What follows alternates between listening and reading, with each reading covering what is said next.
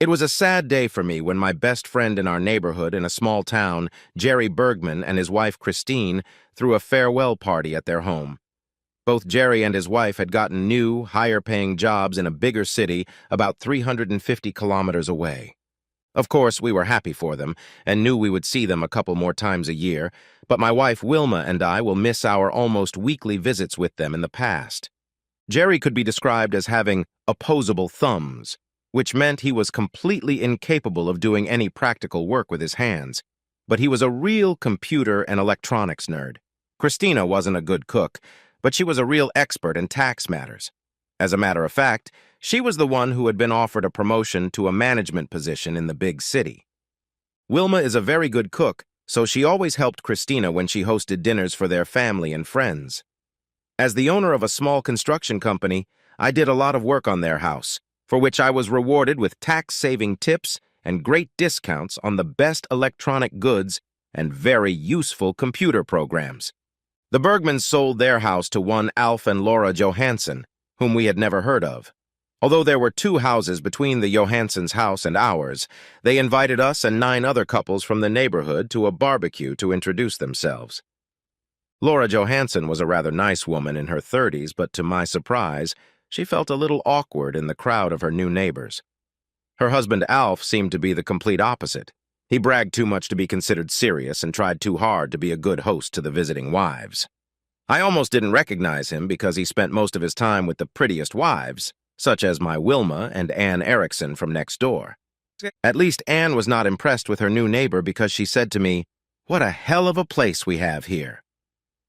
But to my surprise, Wilma seemed to appreciate the way Alf treated her and rewarded him with bright smiles for all his silly jokes and ingratiating comments about her. Back home after the party, Wilma was furious when I told her, "That bloody Alf behaved like a shameless wench," and to my disappointment, it was obvious to everyone that only the recently divorced Lisa Wilkins and you, Wilma, were flattered by his interest. She shouted back at me, "What the hell do you mean?" What I said, the other wives thought he was awkward. Ann Erickson told me she wasn't at all happy when the neighboring house had such a swarming type. She continued to yell, "Ann always said so-and-so. Why the hell didn't you marry that sweet, pretty Ann instead of a whore like me?" Because she was already taken. Poor you. But please remember that no one forced you to marry a shameless slut like me. The truth was that I hadn't seen or known anything about Anna when I married Wilma, and our marriage had been very happy until a major quarrel 8 years ago when divorce was very close. The reason for the quarrel was that I suspected Wilma of cheating with someone at her job and intended to divorce her. My problem was that my husband would be the last to find out, and in my case it was too late to find out the truth. Although several important circumstances were against Wilma, she denied any infidelity, and because I was unable to get her to admit anything or find the man she was cheating with, I gave up on the divorce when I couldn't get any real evidence of her cheating. Wilma and our children cried a lot because of my intentions. Even our legal system says that it is better to release a convicted person if there is doubt about his guilt. We returned to a cool marriage that stayed at that level for several months until I had a 2-night affair at a conference. Although revenge sex is considered a bad solution to marital problems, it worked for me because Wilma and I slowly started to get back to a good marriage again. But if Wilma had found out about my misbehavior, she probably would have divorced me. However, Wilma and I didn't argue about Alf Johansson again after the quarrel that took place right after his party, and I didn't hear anything about him until a week later when I received a phone call from Ann Erickson.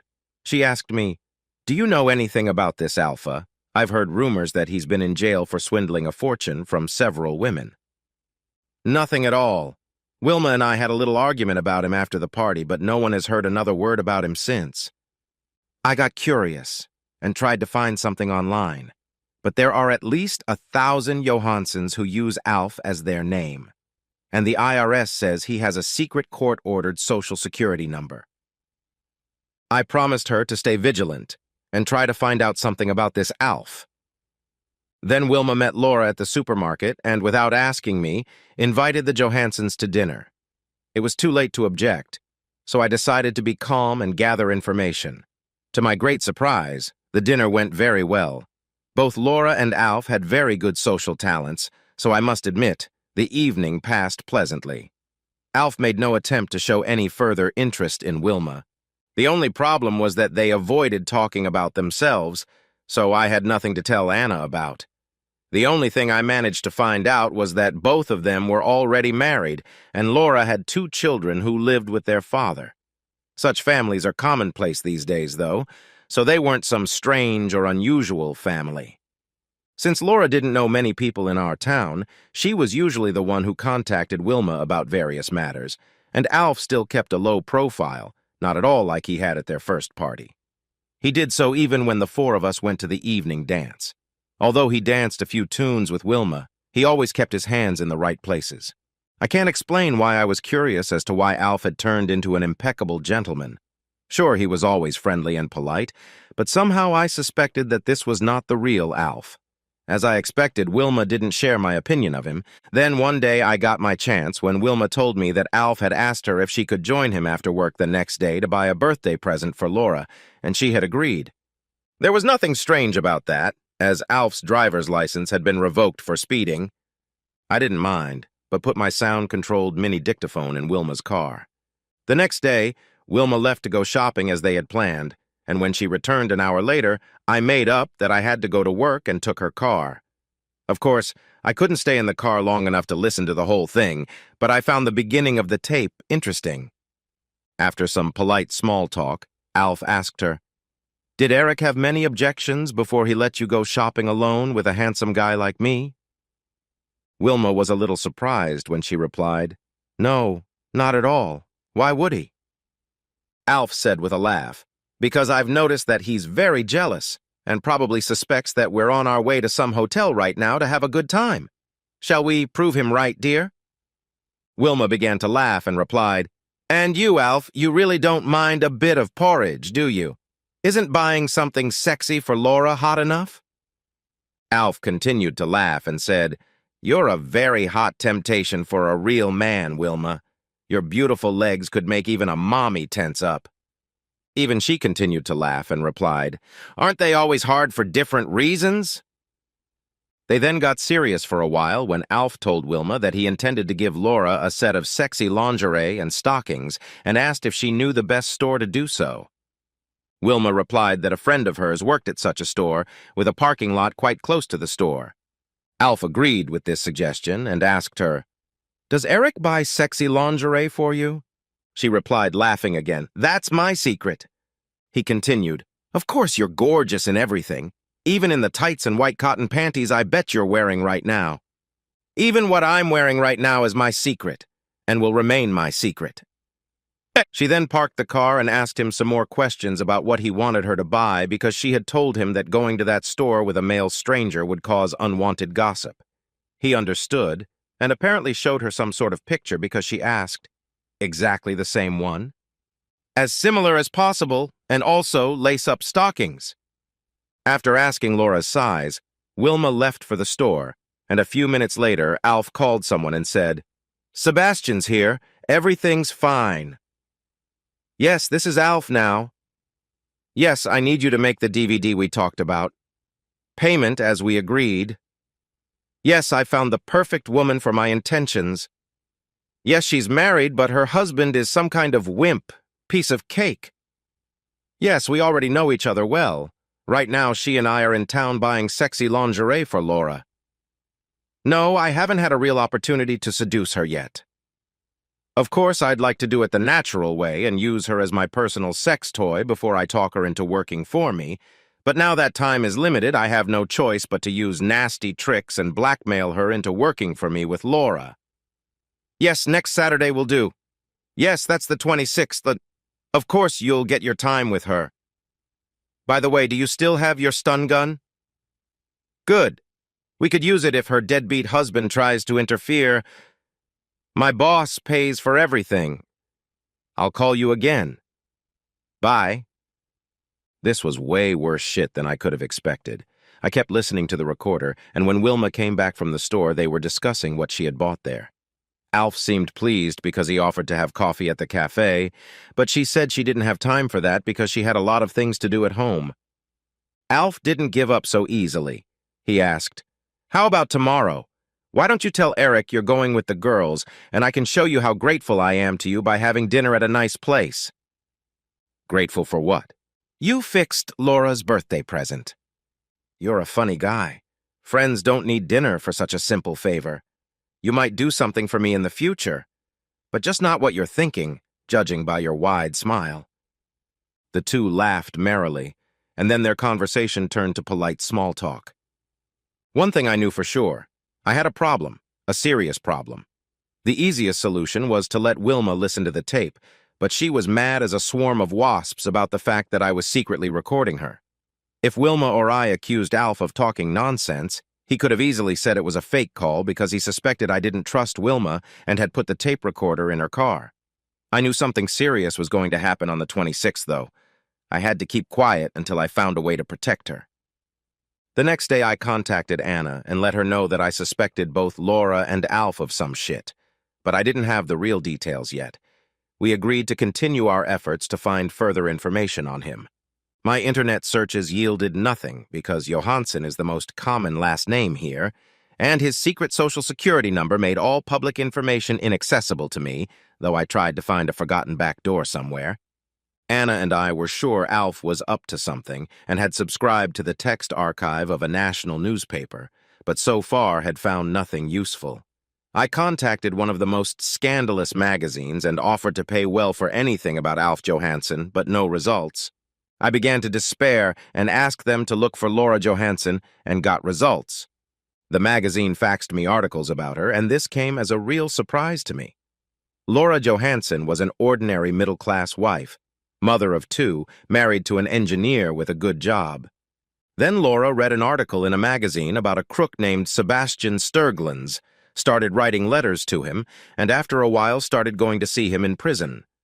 Laura's husband suspected something wrong and forced her to confess that she and Sebastian had sex during her visits to the open prison. Laura's husband filed for divorce and was awarded custody of their children. 6 months later, Laura married Alf Sebastian Sturglans, who apparently took his wife's surname as his own.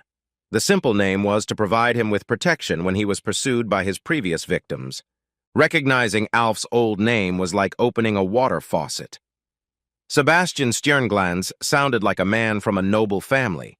He was a successful con man who specialized in rich, middle-aged women. Some of them accused him of drugging them and blackmailing them when they refused to give him the loan he asked for. However, Sebastian ended up in a white-collar prison for 3 years.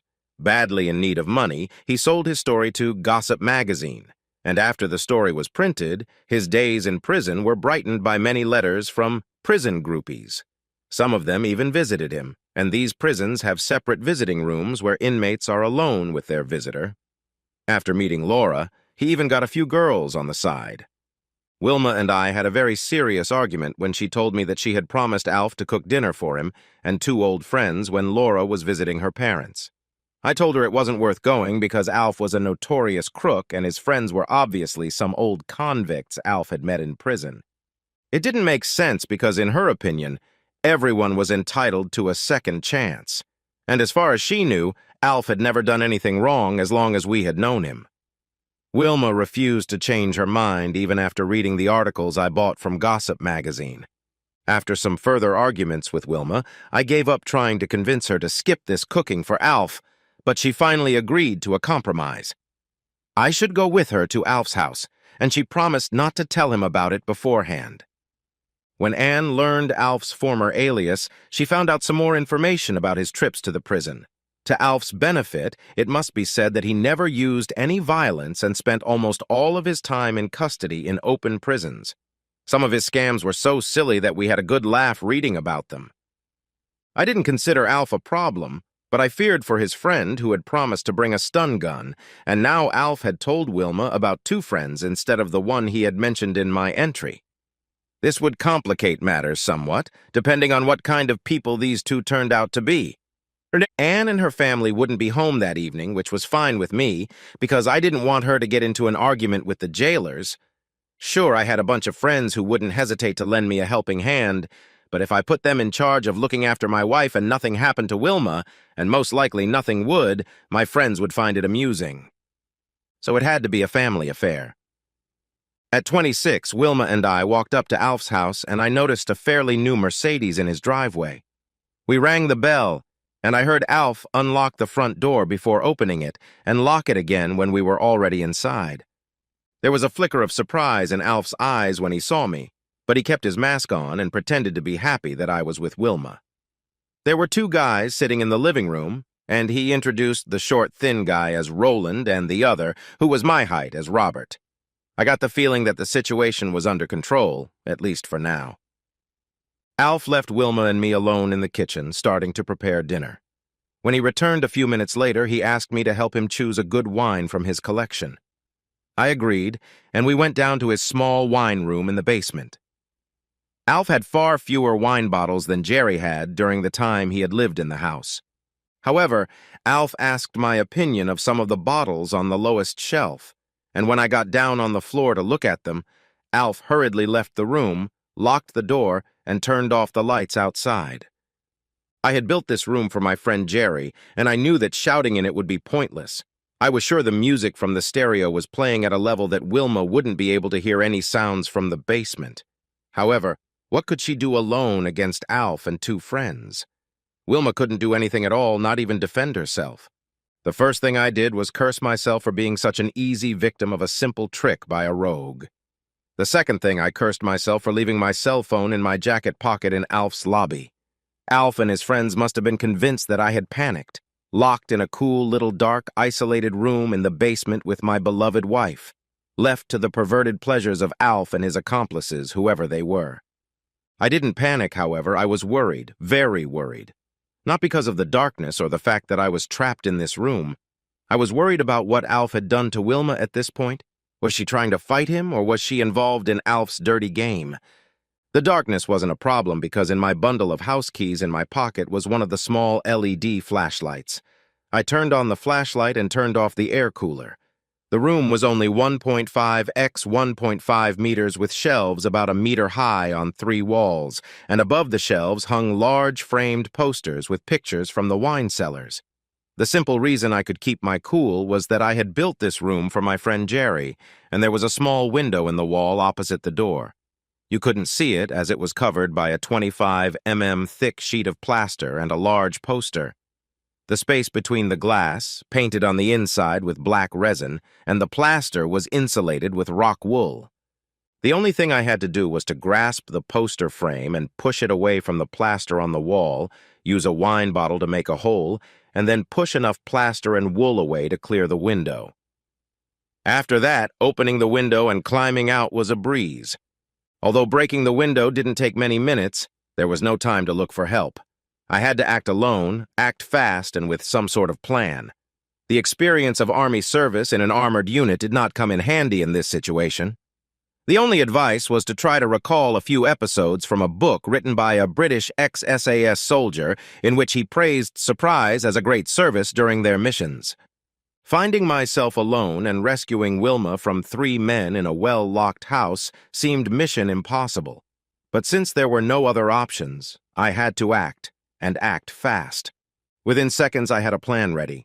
It was simple, but contained so many surprises that I would have time to take some action before Alf or his friends could do me any harm with their tasers, if they actually had them. I knew where Jerry kept the spare key to the small workshop and garden tool closet.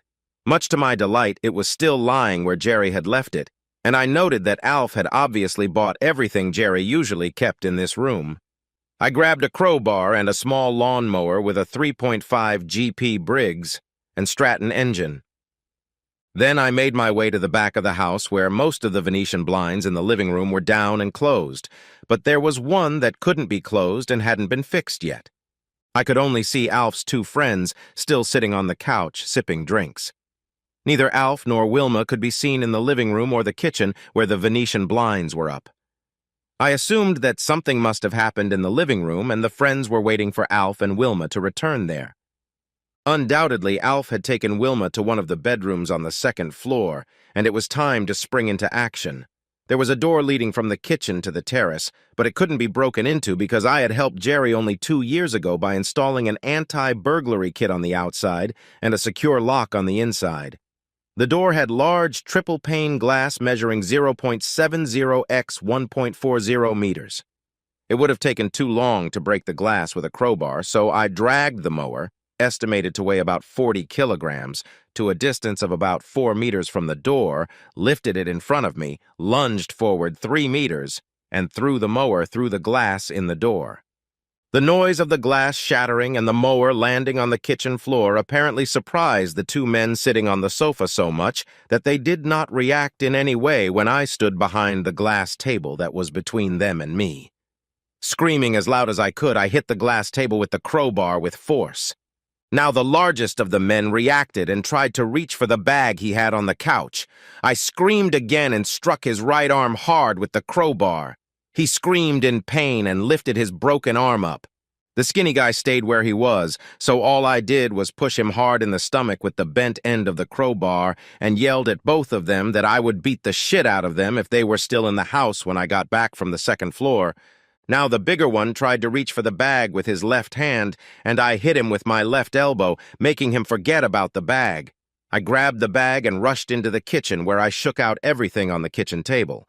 There was a digital camera, a small video camera, 2 small videotapes, and a stun gun, which I took and rushed to the second floor.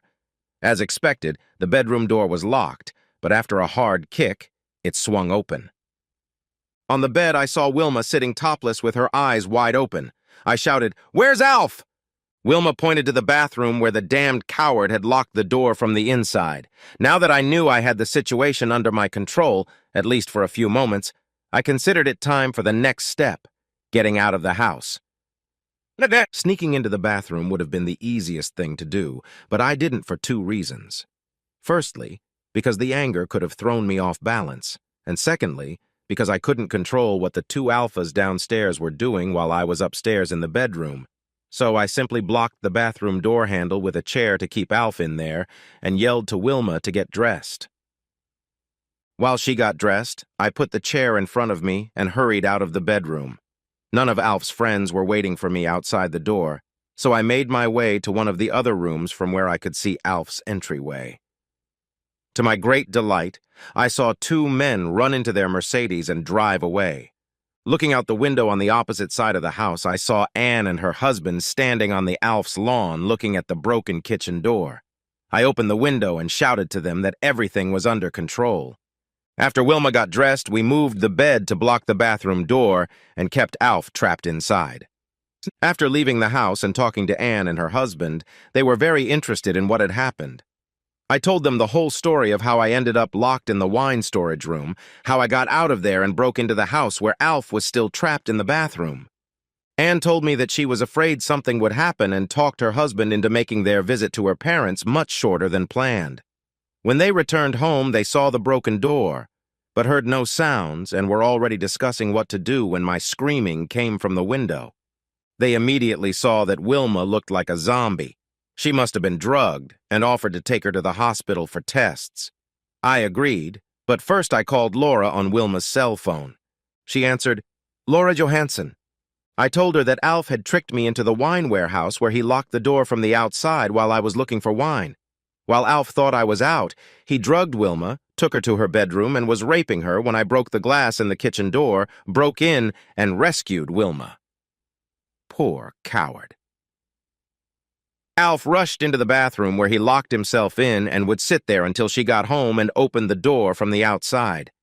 I continued by telling her that Alf should have known that I knew a lot more about their house than he did. I even told her that 2 accomplices had come to Alf's house with cameras and were planning to make a pornographic video and pictures of a drugged Wilma, but now those accomplices were out of town. At the end of the conversation, I told her that we knew about everything. That Alf was in prison, that she had left her husband and children to become Alf's prison groupie, and we even knew about her company being a whore for Alf's boss. The last thing I told her was that they are now famous people in our town, but in the future, Alpha should avoid dark places if he cares about his health. Laura was obviously in shock because she started screaming loudly without saying a word. Anna's husband said he had some plywood in his garage and promised to fill the hole in the kitchen door with it. We decided that Alf would stay locked in the bathroom. Since he had water, he could stay there until the next day when Laura came home. After that, I took Wilma to the hospital for a drug test. Wilma was very sorry for what had happened at Laura and Alf's house. After a long nap, she told me that the only thing she remembered about the party was that when Alf came up from the basement alone with the bottles of wine, he told her that I had promised to fix some minor problem with the refrigerator at the liquor store and would be back soon. The last thing she could remember was Alf pulling 4 mixed drinks out of the fridge, and Alf, his 2 friends, and her greeting each other for a pleasant evening. After that, it was all a blur, and she didn't remember Alf taking her to the bedroom. All she remembered was a loud crack and Alf leaving her alone in the bed. Wilma even told me that Laura had tried to talk her into having some fun on the side during a bachelorette party with 2 male friends who had paid for the evening. Wilma told me that she said no thanks and didn't go with Laura, but wouldn't tell me about it because she considered Laura's sex on the side to be Laura's private business, possibly even for Alf if he found out about her adventures. Wilma turned pale when I told her that Laura was doing entertainment on the side on a professional level as a corporate whore for Boss Alf's select clients, and Alf was blackmailing her into joining Laura in the business. Epilogue. Alf and Laura put their house on the market and left town. The house was already sold when an article appeared in Gossip Cop magazine about the infamous con man Sebastian Sturglans, nicknamed Alf Johansson, who was selling his jailbird wife in our town and trying to increase his staff by drugging neighborhood wives. Even Alf's boss and his company, which used Laura for customer service, were mentioned in Gossip magazine and later in the evening tabloids.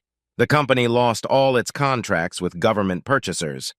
14 innocent people had to pay the ultimate price for Laura and Alf's short stay in our town because they lost their jobs as a result of Alf, Laura, and poor management damaging the company and its economy.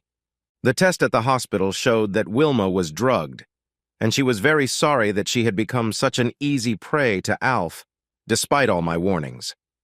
I couldn't blame her, however, because Alf had lured even me into his trap, even though I knew his intentions and therefore had to be very careful that night at his house.